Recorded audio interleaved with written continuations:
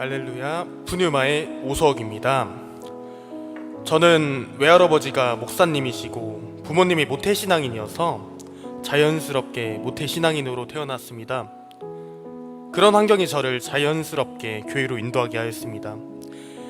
그러나 초등학교 4학년 때부터 교회보다는 불신자 친구들이 더 좋아지고 세상의 놀거리들이 더 좋아지면서 교회에 나오는 시간들이 지루해지고 귀찮아지기 시작했습니다. 맹목적으로 다녔던 신앙의 시험이 찾아온 것입니다.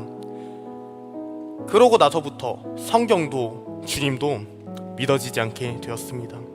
교회 가는 게 싫어지니 설교를 듣는 것도 지루하여 핸드폰을 보거나 조는 건 필수였고, 찬양할 때 선생님들이 일어나라고 하면 그 상황이 너무 싫었습니다. 그렇게 형식적인 종교 생활만 하다 보니 제 안에 무언가 결핍이 생기기 시작했습니다. 그 결핍은 하나님의 부재였죠. 참 마음이 공허했습니다. 남들에게는 살아계신 하나님이 느껴졌지만 그 당시 제게는 하나님의 살아의 역사하심도 사랑도 전혀 느껴지지 않았습니다.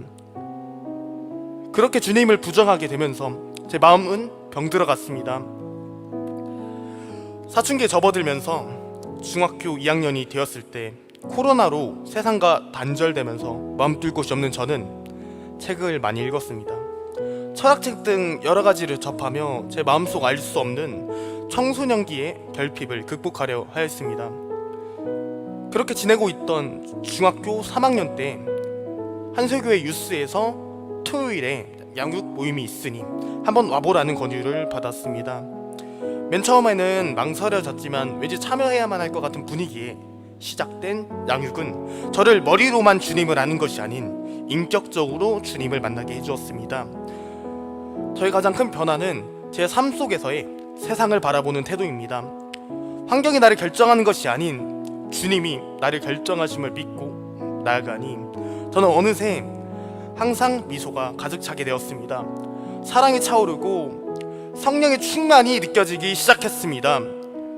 그렇게 저의 삶이 변해가던 중 올해 여름에 수련회 소식을 접하였고 바로 접수해야 했지만 일주일밖에 되지 않는 학교의 방학으로 교회 수련회는 체험학습을 내고 가야 되는 상황이 되었습니다.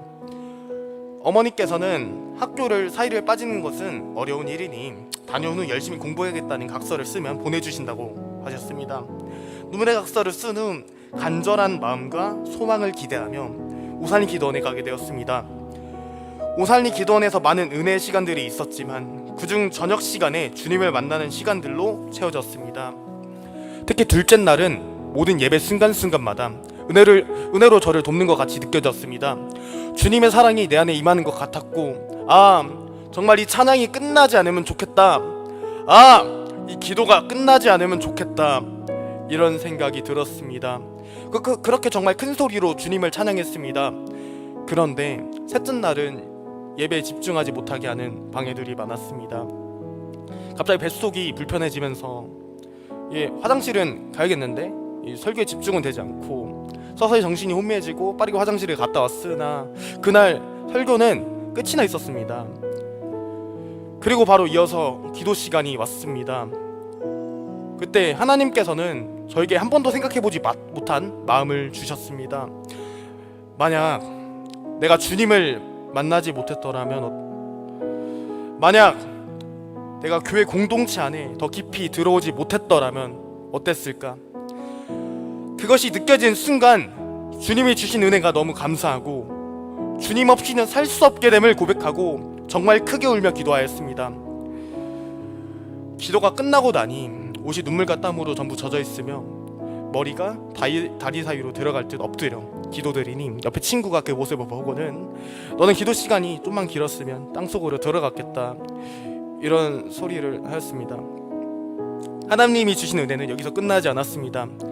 새벽에 9일 친구들과 유스가 함께 산에 올라가서 기도를 했을 때 서로 손을 잡고 어깨를 잡아주며 합심 기도를 간절히 할 때 그날 유스 친구들 모두 방언을 받게 되는 놀라운 체험도 할 수 있었습니다. 할렐루야, 아멘. 오산리 기도원에서의 3박 4일은 하나님의 임재와 섭리를 체험하는 귀한 시간들이었습니다. 어디선가 들은 말 중에 적당한 고난은 하나님의 은혜이다 하는 문장이 있습니다. 우리가 잘 살고 주님의 은혜가 필요 없다면 과연 우리가 주님께 모든 것을 내려놓을 수 있을까요? 주님을 온 맘 다해 찬양하고 사랑할 수 있을까요? 고난 끝 주님의 임재가 우리 삶에 역사하심을 믿습니다. 사춘기의 방황과 찾아 헤매던 물음들 끝에 주님은 저를 만나 주셨습니다. 우리는 환경의 영향을 받습니다. 그러나 하나님의 은혜는 환경의 영향을 초월합니다.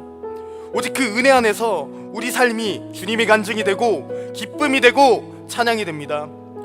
저는 목회자 집안이라는 환경이 있기에 주님을 인격적으로 만난 것이 아닙니다. 주님의 부르심, 주님의 사랑이 있기에 저는 주님을 만났습니다. 나보다 나를 잘 아시는 주님, 나를 날마다 새롭게 하시고 바꾸시는 주님, 저는 늘 만나주시고 사랑해주시는 주님을 찬양하고자 이 간증에 서게 되었습니다. 할렐루야! 이 모든 영광을 주님께 올려드립니다. 아멘.